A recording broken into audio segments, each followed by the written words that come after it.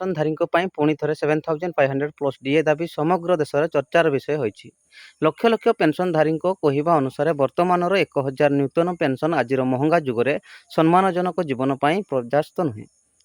ବନ୍ଧୁମାନେ, ନିକଟରେ ଦେଶର ବିଭିନ୍ନ ରାଜ୍ୟରେ EPS 95 ପେନ୍ସନଧାରୀମାନଙ୍କ ପାଇଁ ରାସ୍ତାରେ ରାଲି, ଧାରଣା ଏବଂ ପ୍ରଦର୍ଶନ କରି ସରକାରଙ୍କୁ ନୂତନ ପେନ୍ସନ୍ 7,500 ପ୍ଲସ୍ ଡିଏ ଲାଗୁ କରିବାକୁ ଦାବି କରୁଛନ୍ତି। ପେନ୍ସନଧାରୀଙ୍କ କହିବା ଅନୁସାରେ ଔଷଧ, ଚିକିତ୍ସା, ବିଦ୍ୟୁତ୍ ବିଲ୍, ରାସନ ଏବଂ ଦୈନନ୍ଦିନ ଖର୍ଚ୍ଚ ବଢ଼ିବା ଯୋଗୁଁ 1,000 ପେନ୍ସନରେ ଜୀବନ ନିର୍ବାହ କରିବା ବହୁତ କଷ୍ଟକର ହୋଇପଡ଼ିଛି।